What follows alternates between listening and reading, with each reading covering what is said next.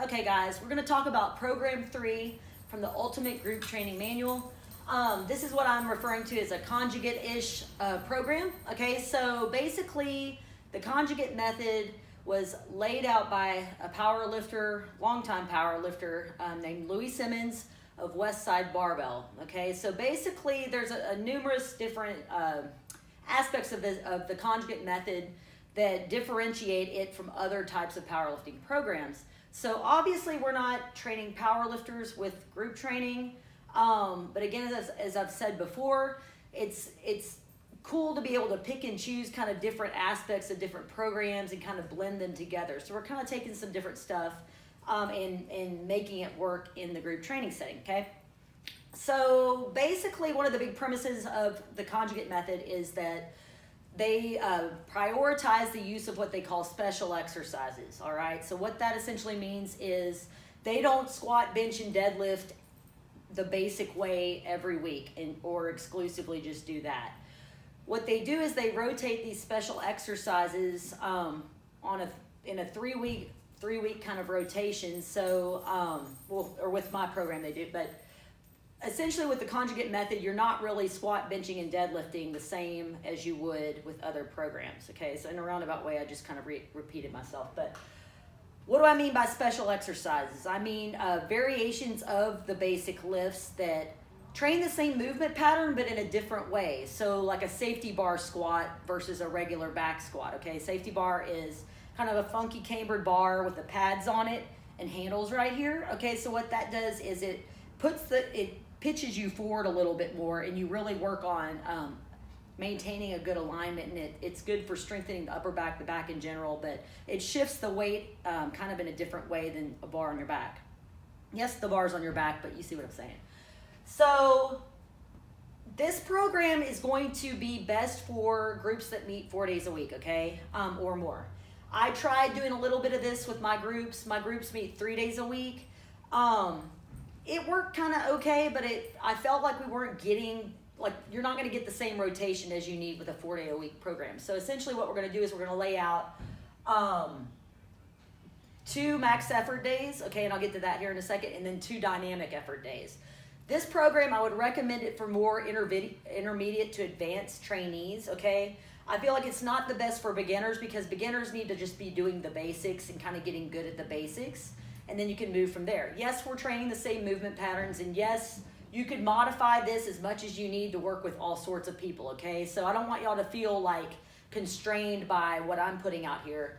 My whole thing, again, is to give you guys some ideas and some in-place programs that you could take and actually just use as they are, okay? But also, too, like, you should be able to feel free to modify to suit your needs, equipment requirements, all of that good stuff. So hopefully my office phone's ringing. Hopefully y'all aren't going to hear that. But what I'm going to talk about right now are the max effort days, okay? So essentially what you're going to do, there's a max effort lower body day each week and then a max effort upper body day each week, okay?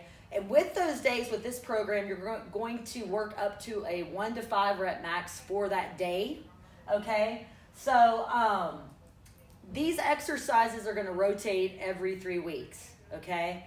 If my client's canceling on me, oh, that turkey. Okay, so anyway, so what you're going to do is you're going to pick a max effort lift for, we're going to talk about upper body here in a second, but you're going to stay with that same max effort lift for that day, and then each rotation lasts 3 weeks. So week 1 you might have, we're going to talk about floor press, week 2 might be overhead press, week 3 might be a wide grip bench press, and you're going to use that same rotation for 3 weeks and then switch out the max effort exercises, okay? So that'll make sense here in a second. So let's talk about variations that we have possible for the max effort lifts. We've got floor press, and of course this is not the possibilities are basically endless. This is just some examples. So floor press, we have a cambered bench press. That's either a buffalo bar or a duffalo bar that's got or a bow bar with the arc, or a spider bar, or a bar that has some sort of a camber to it, okay? So it's not a straight bar. We've got a Swiss or a football bar. You can use it for floor press or bench press. So that's the bar that has horizontal, like neutral grip handles, or some of them are angled. So the handles are all kind of in here. Incline press, you could go with a camber bar with that. You could go with a Swiss or football bar for that. You could go with a straight bar. Dumbbell bench press, pin press. So that's either bench press or overhead press.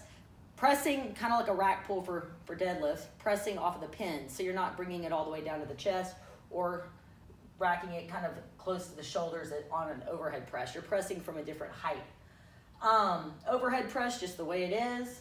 And then also too, for any or all of these, you could add bands or chains, which is referred to as accommodating resistance. So essentially that increases the loading at the top of the movement. Okay, so depending on what's going on, you can take any of these exercises and make it a banded press or add chains to it, okay, and that completely changes the game. So as you can see, you've got a crap ton of variations at your fingertips. So for lower body, a few examples are going to be box squat. You can back squat or front squat, box squat wise. We've got a rack or a block pull, so that's deadlifts, either conventional or sumo, from blocks on the floor, so placing the bar at a higher height, or from the rack, so adjusting the safety spotter arms or pins in a rack. We got a safety bar squat, so that's this guy with the handles here, so you can do that as a just back squat or as a box squat. Anderson squat, you can do that as a back squat or a front squat, so that's essentially a dead stop squat from the bottom up. So you place the pins or safety spotter arms out and the bar is on it, and you're basically squatting up from the bottom for each rep. Yes, you lower it back to the pins, but the rep starts from the floor and goes up. Those are a blast. And then again, just like with the upper body, we can add bands or chains to any of these to change things up a little bit. Okay, so that's just some examples there. So what I've laid out over here, a few important points about max effort. You want to make sure that you schedule 72 hours in between the max effort and dynamic effort days for the respective lower body and upper body. Okay, so a theoretical week could be max effort upper body on Monday, max effort lower body on Tuesday, and then Wednesday off. Dynamic effort upper body on Thursday, and then dynamic effort lower body on Friday. Okay, so that'll give you enough time in between hitting upper and lower body to recover and all that good stuff. So I feel that a 2 to 5 rep max is more suitable for most people versus a true 1 rep max. The loading is going to be less, so there's less inherent risk involved. And with that said, like, you're going to probably have better execution of that max test when it's not a true 1 rep max. Aside from that, mentally, I feel like a 2 to 5 rep max is a lot less mentally taxing for people. We have to keep in mind that people are coming to us for results more often than not. That's fat loss, that's strength gain, that's toning up, that's, overall health. It's feeling good about themselves, okay? So our clients have enough stressors in their outside lives or their lives outside of the gym. We don't need to be creating more stress for them. We want to have good stress, of course, but I feel like sometimes, like for certain people, a 1 rep max could kind of like, it's mentally stressful. So what I've done here is I've outlined a sample progression for the max effort upper body. So I've got three blocks laid out. Each block is 4 weeks, okay? What I've done with this program is on week 4, for each block, you're going to revert back to the basic variation of the lift. So for upper body, that's bench press, okay? You could also use overhead press, and shift it that way, but we tend to go with bench press in here. So what I've done is I've hopefully shown y'all how week 1, the max effort lift is going to be floor press, and we're going to work up to a 5 rep max, okay? For week 2, you're going to do overhead press, again, working up to a 5 rep max. Week 3 is wide grip bench press, working up, as you guessed it, to a 5 rep max. And then in week 4, you're going to go to just a basic bench press and work up to 85% of your max. So that max could be based off of an actual 1 rep max, like I said earlier, or based off of a 2 to 5 rep max. So block 2, we start the cycle again. So we go floor press on week 1 for 3 rep max. Week 2 is an overhead press for a 3 rep max, and then week 3 is a wide grip bench press for a 3 rep max. Week 4 is bench press for 90%. Block 3, floor press for a 2 rep max. Overhead press in week 2 for a 2 rep max. Week 3 is wide grip bench for a 2 rep max, and then week 4 is bench press 95%. So then in the following week, if you wanted to retest, this is when I would recommend doing it, because it's been 12 weeks. So you could retest a 1 to 3 rep max bench press.